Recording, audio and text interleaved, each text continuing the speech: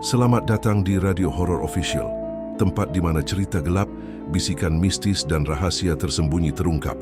Di sini, kami membawa kamu masuk ke dalam dunia penuh misteri yang tak terjamah. Siapkan diri dan nyalakan imajinasimu, karena setiap malam kegelapan akan bercerita.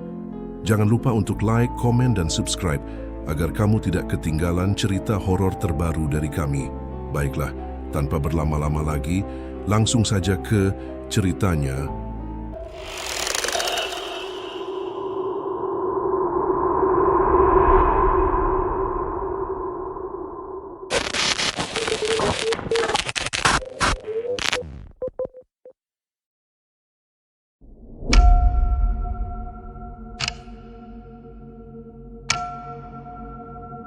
Di pinggir jalan desa yang sepi, berdirilah sebuah warung kecil berdinding anyaman bambu.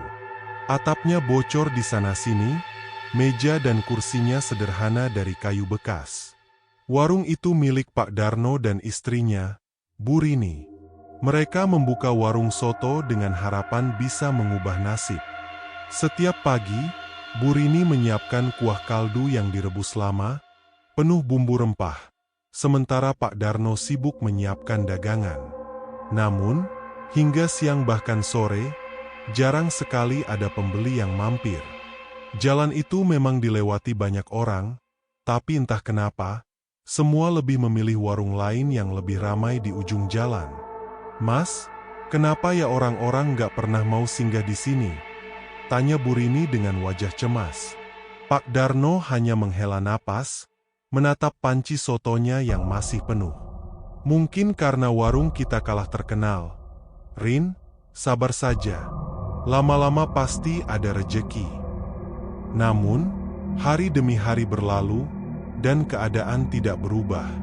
Soto yang mereka masak sering basi, panci penuh kuah dibuang dengan rasa sesak di dada.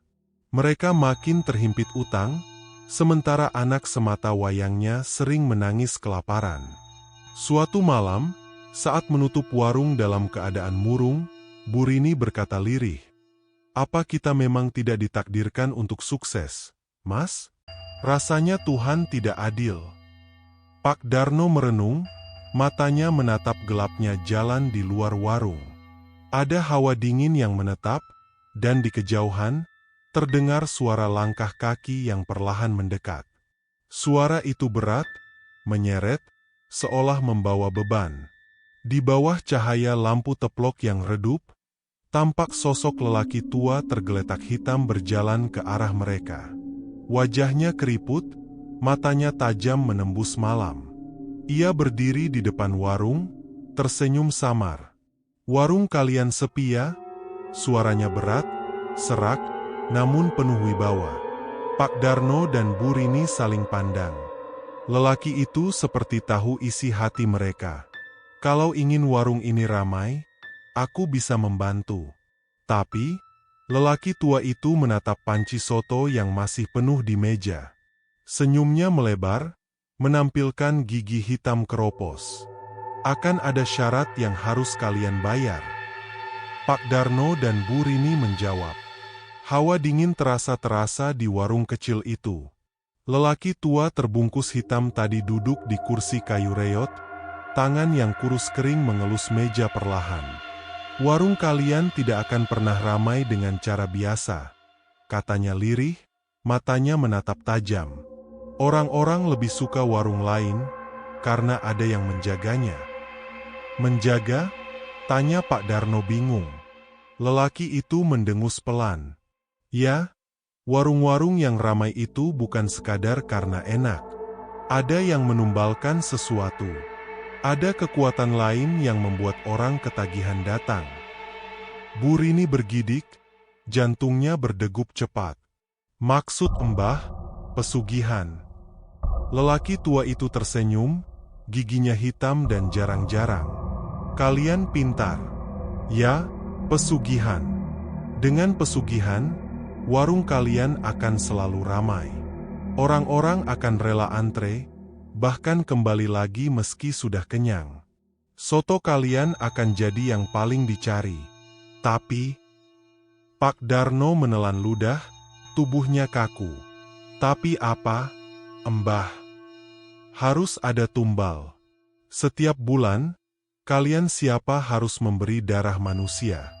Bisa saja orang asing, musafir, atau, kalau kalian berani, darah orang dekat sendiri. Semakin dekat, semakin kuat. Suasana warung mendadak mencekam. Angin berhembus kencang, lampu teplok bergoyang. Dari dalam panci kuah soto yang masih hangat, Bu Rini seolah mendengar suara aneh, seperti bisikan lirih memanggil namanya. Pak Darno mencoba menolak dengan suara bergetar. Kami orang biasa, Mbah, tidak mungkin tega melakukan itu. Lelaki tua itu hanya tertawa, suaranya berat dan menggema. Jangan cepat menjawab. Ingatlah kelaparan anakmu. Ingat hutang yang menumpuk. Ingat-ingat orang-orang yang memberi kalian. Semua bisa berakhir, asal kalian berani. Ia lalu berdiri, berjalan keluar warung perlahan. Sebelum menghilangnya kegelapan malam, ia menoleh sekali lagi. Besok malam, aku akan kembali. Jika kalian setuju, ikuti aku ke kuburan tua di belakang desa. Di sana, perjanjian bisa dimulai. Pak Darno dan Bu Rini hanya bisa mengingat, tubuh mereka gemetar. Malam itu, keduanya tak bisa tidur. Kata-kata lelaki misterius itu terus terngiang di kepala, bercampur dengan tangisan anak mereka yang lapar. Malam berikutnya, udara desa begitu dingin, angin berdesir pelan seakan membawa bisikan dari dunia lain. Pak Darno nyaman di depan warung, menunggu. Bu Rini menatap dari dalam, pucat pasi. Mas, apa kita benar-benar mau melakukan ini? Bisiknya lirih.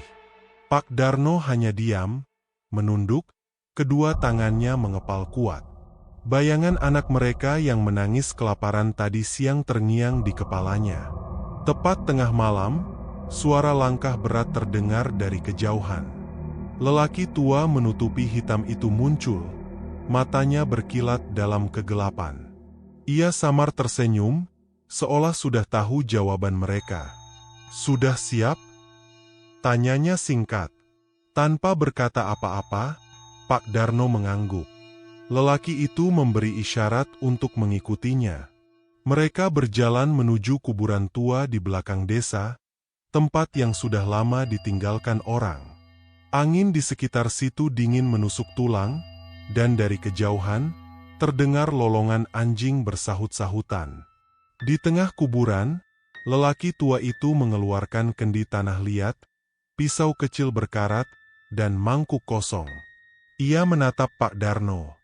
Untuk perjanjian pertama, cukup dengan darah orang dekat. Tidak perlu banyak, hanya setetes. Tapi ingat, ini awal yang tidak bisa kau tarik kembali. Pak Darno gemetar. Lelaki tua itu mendekat, menyodorkan pisau kecil ke tangan. Ambil darah istrimu atau anakmu. Bu Rini menjerit pelan, mundur dengan mata berkaca-kaca. Mas, jangan. Jangan libatkan aku atau anak kita. Pak Darno menjawab, tubuhnya kaku. Pandangannya pembohong, antara istri yang ketakutan dan anak kecil yang kelaparan menunggu di rumah. Dengan tangan gemetar, akhirnya ia menggenggam tangan Bu Rini. Maaf, Rin, bisiknya, sebelum menyayat sedikit ujung jarinya. Teteskan ke mangkuk darah tanah liat. Bu Rini menangis terisak, tubuhnya lemas. Lelaki tua itu menadahkan mangkuk, lalu menuangkannya ke kendi. Ia mulai membaca mantra dengan suara parau, kata-katanya asing dan membuat bulu kuduk berdiri. Angin berhembus kencang, dedaunan beterbangan, suara aneh seperti ratapan terdengar dari bawah tanah kuburan. Tiba-tiba, dari tanah yang lembab muncul tangan-tangan hitam yang meraih keluar, mencoba menggeliat. Lelaki tua itu menutup kendi rapat-rapat, lalu menyerahkannya kepada Pak Darno. Mulai besok, masukkan setetes darah ini ke dalam kuah soto setiap hari. rasanya akan berbeda. Warungmu akan ramai. Dan ingat, 1 bulan lagi, kau harus memberi tumbal baru. Lebih besar. Pak Darno menatap kendi itu dengan tangan gemetar. Bu Rini hanya bisa terisak, tubuhnya lemah seolah tenaga tersedot habis. Malam itu, di kuburan tua, perjanjian kelam pun resmi dimulai. Pagi itu, Bu Rini menyalakan tungku dengan hati berdebar. Tangannya gemetar saat menuangkan kuah kaldu ke dalam panci besar. Di sudut dapur, kendi tanah liat pemberian lelaki tua itu diletakkan di atas meja. Pak Darno menatap kendi itu dengan wajah muram. "Setetes saja," katanya. "Cukup," ucapnya pelan. Dengan tangan gemetar, ia membuka tutup kendi. Bau amis menyengat langsung menyebar, seperti darah yang sudah lama mengendap. Dengan sendok kecil, ia mengambil setetes cairan merah pekat dari dalamnya dan meneteskan ke kuah soto. Seketika, kuah itu mendidih dengan suara aneh, seperti ada sesuatu yang menggeram dari dalam. Aroma kuah yang semula biasa saja kini berubah menjadi harum luar biasa, menguar ke seluruh ruangan. Bu Rini menutup mulutnya, merinding. "Mas, apa benar ini yang harus kita lakukan?" Pak Darno menatap panci itu dengan mata merah. Wajahnya seperti orang kesurupan. "Kita harus mencoba. Kalau ini berhasil, hidup kita berubah." Menjelang siang, keajaiban terjadi. Satu persatu orang yang biasanya hanya lewat, kini berhenti di depan warung. Mereka mengendus aroma kuah yang begitu wangi, membuat perut mereka bergejolak. "Wah, baunya enak sekali." "Buka, Bu?" tanya seorang lelaki parubaya. Warung yang biasanya sepi kini mulai terisi. Para pembeli menyantap soto itu dengan lahap. Mereka terus menyeruput kuahnya, wajah mereka terlihat puas, seolah baru menemukan rasa yang tak pernah ada sebelumnya. "Ini soto terenak yang pernah saya makan. Rasanya gurih, kaya, beda dari yang lain," seru seorang pemuda sambil menambah porsi. Dalam hitungan jam, panci besar soto itu enak. Orang-orang masih rela antre meski kursi penuh. Bahkan ada yang membawa pulang dengan wadahnya sendiri. Pak Darno dan Bu Rini hanya bisa saling pandang, antara senang dan ngeri. Hati mereka diliputi ketakutan, tapi di meja, uang hasil dagangan menumpuk. Namun, malamnya ketika membersihkan panci, Bu Rini bergidik. Ia menemukan bekas noda merah pekat yang tidak bisa hilang meski digosok berkali-kali. Dari dalam kendi, samar-samar terdengar bisikan lirih, seperti suara orang yang merintih kesakitan. Warung mereka memang kini ramai, tapi harga yang harus dibayar sudah mulai menuntut. Warung soto Pak Darno semakin hari semakin ramai. Dari pagi sampai malam, pembeli tak pernah berhenti datang. Nama warungnya bahkan mulai terkenal hingga ke desa-desa tetangga. Namun, kegembiraan itu perlahan berubah menjadi ketakutan. Suatu malam, lelaki tua misterius itu kembali datang. Tidak ada suara langkah, tiba-tiba saja ia sudah duduk di salah satu kursi warung yang kosong, meski warung sudah tutup. Senyumannya tipis, matanya memancarkan sinar merah samar. "Bagaimana rasanya jadi orang kaya, Darno? Daganganmu laris, uangmu mengalir," ucapnya pelan, suaranya berat seperti bergelombang dari dasar sumur. Pak Darno menelan ludah. "Ya, memang benar. Tapi, sampai kapan saya harus meneteskan cairan itu?" Lelaki tua itu tertawa kecil. "Kendi itu hanya pembuka. Kau sudah menikmati manisnya pesugihan, maka kini waktunya membayar." Bu Rini yang mendengar langsung merinding, tubuhnya lemas. "Membayar? Maksudnya?" Lelaki tua itu menatapnya tajam. "Setiap bulan, kau harus memberikan tumbal. Tidak cukup hanya darah ayam atau kambing. Pesugihan ini menuntut lebih manusia. Ruangan tiba-tiba dingin. Lampu warung berkedip-kedip seperti akan padam. Dari kendi tanah liat, terdengar suara erangan lirih, kali ini lebih jelas. Suara tangisan anak kecil bercampur dengan orang dewasa. Pak Darno mencoba membantah. Tidak mungkin. Bagaimana mungkin aku mengorbankan manusia? Lelaki tua itu menandai, giginya tampak hitam. Kalau kau menolak, semua yang sudah kau dapat lenyap. Warungmu hancur, keluargamu ikut ditelan kutukan. Kau sudah terikat. Malam itu, setelah lelaki tua itu pergi, Pak Darno hanya duduk termenung. Wajahnya pucat, matanya kosong. Bu Rini menangis, mencengkeram tangan suaminya. Mas, jangan lakukan itu. Kita bisa kembali miskin, asal jangan tega menumbalkan manusia. Namun di sudut hati Pak Darno, bisikan lain terus terdengar. Bisikan yang muncul dari kendi, menggoda dan menekan. Kurbankan satu nyawa, maka 1000 orang akan kau layani. Uang akan mengalir, warungmu jadi legenda. Dan di tengah malam yang pekat, Pak Darno mulai memikirkan siapa yang akan menjadi tumbal pertamanya. Sejak malam itu, pikiran Pak Darno tidak pernah tenang.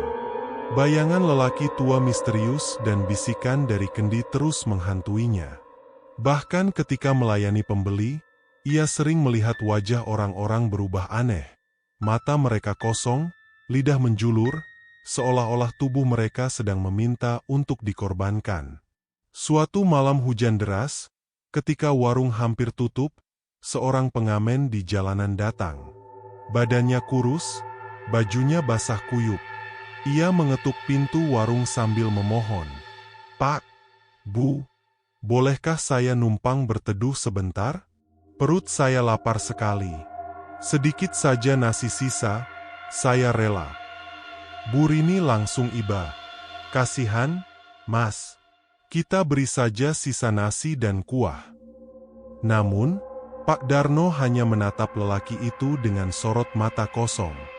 Dalam pemahamannya, suara bisikan dari kendi bergema lebih jelas dari biasanya. Inilah dia, korban pertama. Lemah, tak ada yang mencari. Tumbalkan, maka kuahmu semakin sakti. Tubuh Pak Darno gemetar. Ia mengunci pintu warung perlahan. Bu Rini terkejut. Mas, apa yang kamu lakukan? Dengan suara bergetar, Pak Darno menjawab, dia yang dipilih. Pengamen itu tersenyum polos, tidak menyadari bahaya. Saat hendak makan soto yang diberikan Bu Rini, tiba-tiba Pak Darno memukul kepalanya dengan lesung kayu. Suara duk, keras menggema, darah langsung mengalir ke lantai. Bu Rini menjerit histeris. Astagfirullah, Mas, gila. Namun, tangisan Bu Rini tertahan ketika Pak Darno menyeret tubuh pengamen itu ke dapur. Dengan tangan berlumuran darah, ia membuka kendi tanah liat. Asap hitam keluar, memenuhi ruangan. Suara tawa makhluk gaib bergema, bercampur dengan samar-samar pengamen itu yang seolah-olah masih hidup meski tubuhnya tak bergerak. Pak Darno, dalam keadaan seperti kesurupan, menyayat daging dari tubuh pengamen itu. Edisi kecil dimasukkannya ke dalam kuah soto. Kuah mendidih paling enak, warnanya lebih pekat, dan aromanya semakin menggoda. Bu Rini pingsan di sudut dapur, tak sanggup melihatnya. Keesokan harinya, warung mereka dipenuhi orang. Semua pembeli semakin tergila-gila dengan rasa soto itu. Bahkan ada yang menangis terharu sambil makan, seolah kuahnya memberi kenikmatan yang tak pernah mereka temui. Namun, di sela-sela hiruk-pikuk warung, Pak Darno melihat sesuatu. Wajah para pembeli sesekali berubah menyeramkan. Mata hitam legam, mulut penuh darah, dan suara bisikan serempak berkata, "Tumbal berikutnya, segera." Warung soto Pak Darno berubah drastis. Dari yang dulunya sepi dan hampir bangkrut, kini menjadi legenda kuliner di desa. Orang-orang rela antre panjang sejak subuh hanya untuk mendapatkan titik soto. Bahkan kabar tentang soto lezat ini menyebar ke kota. Wartawan lokal datang meliput, menulis di koran dengan judul, "Soto Darno, Rasa Surga di Lidah." Tiap hari, meja warung penuh. Uang menumpuk di laci, sampai Pak Darno harus membeli peti kayu besar untuk disimpan. Namun, kebahagiaan itu hanya ada di permukaan. Di balik panci soto yang mendidih, arwah korban pertama mulai memasak diri. Malam-malam, Bu Rini sering terbangun karena mendengar suara pengamen itu. Suara lirih menyanyikan lagu dengan nada sumbang, bercampur erangan sakit. Suara itu selalu muncul dari dapur, tepat di sebelah kendi tanah liat. Kadang-kadang, saat Pak Darno sedang mengaduk kuah, ia melihat bayangan tangan pucat muncul dari dasar panci, berusaha mencapai permukaan, lalu menghilang saat ia berkedip. "Mas, ini salah, kita dihantui," bisik Bu Rini dengan mata berkaca-kaca. Tapi Pak Darno tak lagi peduli. Ia larut dalam ketamakan. Baginya, semua itu hanyalah harga kecil untuk kesuksesan. Selama orang-orang masih berhubungan, selama uang terus mengalir, aku tidak akan berhenti. Dan benar saja, malam itu lelaki tua misterius kembali muncul, kali ini dengan senyum lebih lebar. "Bagus, Darno. Warungmu sudah jadi legenda. Tapi ingat, legenda harus diberi makan. Kau tahu apa yang harus dilakukan." Seolah terhipnotis, Pak Darno mengangguk tanpa protes. Sementara Bu Rini hanya bisa menangis, merasakan kegelapan yang semakin menjerat rumah tangga mereka. Di luar warung, para pembeli yang masih antre larut dalam aroma kuah soto. Mereka tidak tahu, di balik rasa gurih yang membuat candu, ada daging manusia yang terus menjadi tumbal. Dan warung soto itu perlahan berubah, bukan lagi sekedar tempat makan, melainkan pemujaan darah yang tersamar dalam aroma rempah. Kesuksesan warung soto Pak Darno kian tak terbendung. Namun, bersama peringkat itu, datang pula lapar yang tak pernah terpuaskan dari pesugihan. Kendi tanah liat di dapur kini seolah hidup, terkadang berguncang sendiri, mengeluarkan suara rintihan yang membuat bulu kuduk berdiri. Bisikan gaib kian sering terdengar, bukan hanya oleh Pak Darno, tapi juga oleh Bu Rini. "Berikan kami lebih, darah segar, daging hangat, tumbal manusia." Awalnya, Pak Darno masih memilih korban yang dianggap tak punya keluarga. Pengamen, gelandangan, orang gila yang berkeliaran. Mereka dijebak dengan dalih diberi makan gratis, lalu hilang tanpa jejak. Namun seiring berjalannya waktu, bisikan itu menuntut lebih banyak. "Bukan lagi orang tak berguna. Kami haus darah muda, yang segar, yang dicintai." Malam-malam, wajah korban pertama sering muncul di cermin warung, disusul bayangan lain, seolah arwah mereka berkumpul, menanti giliran berikutnya. Pak Darno mulai kehilangan belas kasihan.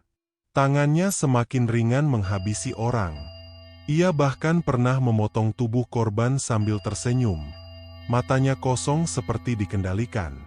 Bu Rini tak kuat menahan trauma. Ia sering muntah setiap kali mencium aroma kuah soto, karena kini tahu rahasia busuk di balik kelezatannya.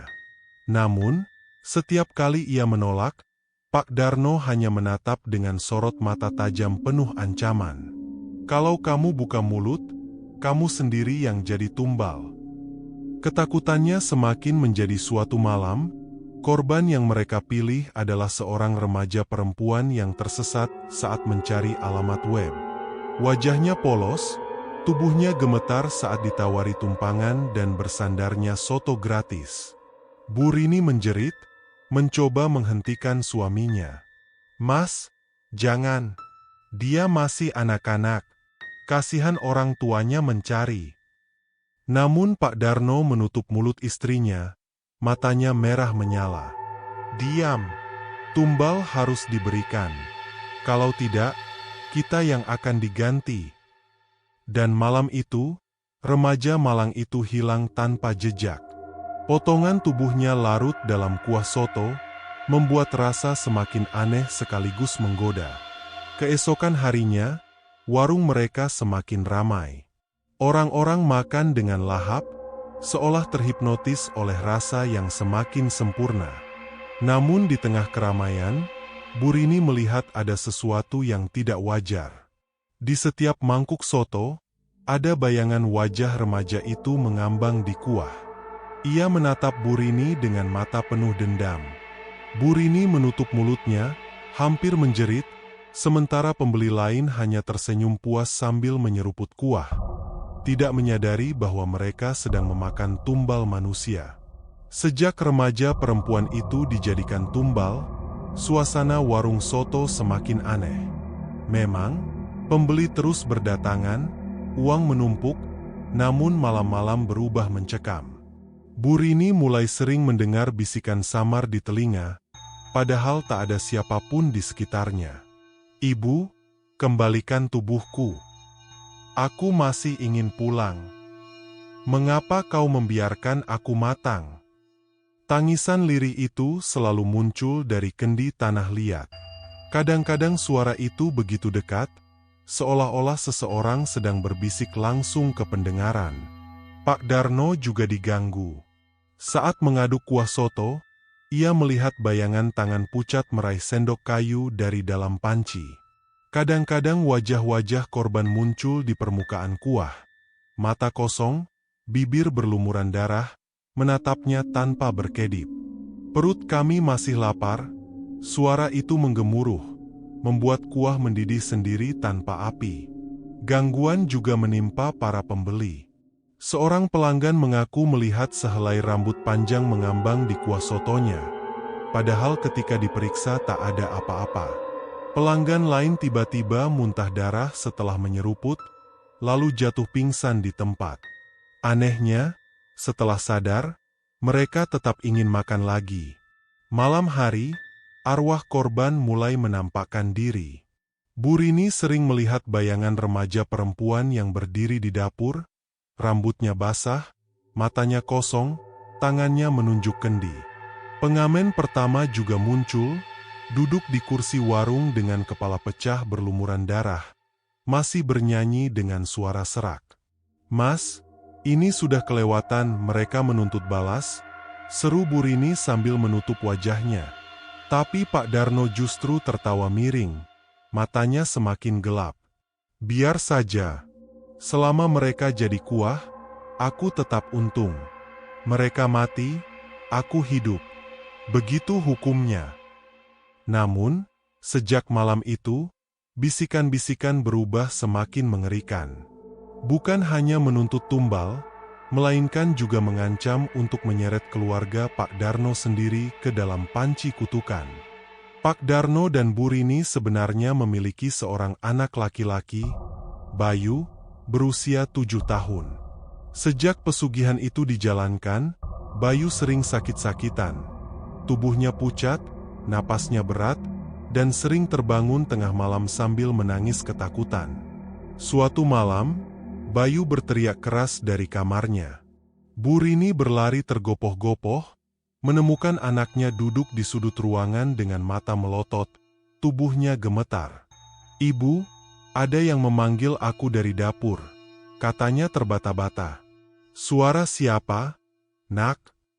Bayu menatap dengan mata berkaca-kaca. "Suara teman-teman," mereka bilang, "ayo ikut main ke dalam panci." Burini langsung memeluk anaknya erat, tubuhnya bergetar hebat. Ia tahu itu suara arwah para korban. Pesugihan itu mulai mengincar darah daging mereka sendiri. Keesokan harinya, lelaki tua misterius kembali datang. Kali ini, ia muncul di kamar Bayu tanpa suara, duduk di tepi tempat tidur dengan senyum dingin. Pak Darno yang terbangun langsung terperanjat. "Kenapa kamu di sini?" bentaknya. Lelaki tua itu hanya mengelus kepala Bayu yang sedang tertidur. Darah anak ini segar, tumbal yang sempurna. Jika kau rela menyerahkannya, warungmu akan abadi. Nama Soto Darno akan melegenda ratusan tahun. Pak Darno mengulanginya, wajahnya pucat. Bu Rini langsung menjerit sambil memeluk Bayu erat-erat. "Tidak, jangan sentuh anakku. Mas, jangan dengarkan dia." Namun, sejak malam itu, Bayu terus diganggu. Kadang-kadang ia berjalan sendiri ke dapur tengah malam, seolah ditarik oleh suara-suara dari kendi. Kadang-kadang tubuhnya tiba-tiba terisi lebam, seperti dicengkram tangan tak kasat mata.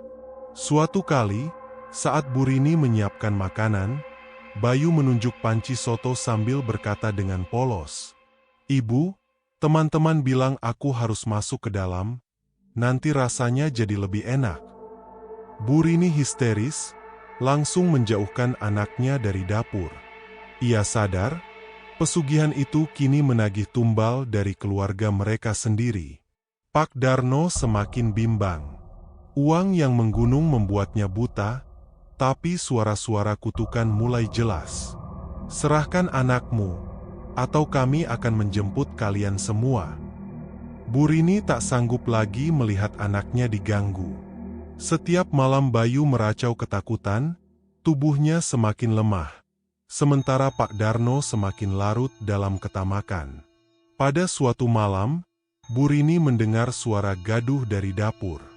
Ia terjadi dan mendapati Pak Darno berdiri di depan kendi tanah liat. Wajahnya merah, matanya merah menyala seperti orang kesurupan. Tangannya menggenggam Bayu yang menangis keras.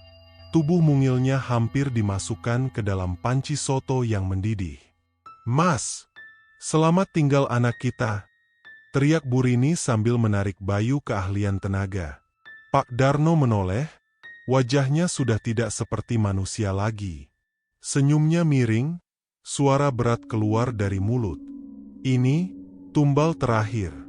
Setelah ini, kita jadi raja. Soto kita tak terpecahkan. Bayu harus dikorbankan." Bu Rini menjerit histeris, berusaha merebut Bayu dari pelukan suaminya. Dapur terisi asap hitam pekat dari kendi, terdengar arwah korban bersahut-sahutan, menuntut darah. "Serahkan anak itu. Kami lapar. Nyawanya milik kami." Bu Rini nekat mengambil pisau dapur dan mengarahkannya ke suaminya sendiri. "Mas, sadar. Kalau kamu menyentuh Bayu, aku lebih baik membunuhmu." Pak Darno sesaat, lalu tertawa mengerikan. Tiba-tiba, semua lampu padam, hanya cahaya api dari tungku yang menyala, memantulkan wajah menyeramkan di dinding. Dalam kegelapan itu, Bayu menjerit keras, tubuhnya ditarik oleh tangan-tangan gaib yang keluar dari kendi tanah liat. Bu Rini berlari sambil memeluk anaknya, sementara tangan-tangan itu mencoba menarik keduanya masuk ke dalam kuali mendidih. Dengan putus asa, Bu Rini menusukkan pisau ke arah suaminya. Muncrat, Pak Darno roboh, menatap istrinya dengan mata terbelalak. Namun, senyuman tipisnya masih terukir di wajahnya seolah-olah ia rela mati demi pesugihan. Suara lelaki tua misterius menggema di seluruh ruangan, meski wujudnya tak terlihat. "Wanita bodoh, kau pikir bisa lepas dari ikatan? Darah suamimu hanyalah awal. Warung ini akan tetap menagih tumbal, selama kendi itu masih ada." Bu Rini menjerit sambil memeluk Bayu erat. Tangisannya bercampur dengan mengucapkan arwah korban yang kini semakin keras. Seolah siap menelan seluruh rumah, dapur warung soto kini berubah menjadi neraka. Api tungku menjilat-jilat tinggi, kendi tanah liat bergetar keras seolah hendak pecah, dan memuat arwah korban menggema memekakkan telinga. Bu Rini, dengan tubuh berlumuran darah suaminya sendiri, berusaha menyeret Bayu keluar dari dapur. Namun tangan-tangan hitam gaib terus bermunculan dari kendi, mencakar kulit mereka, meninggalkan luka-luka yang panjang. "Lari, Bayu! Jangan lihat ke belakang!"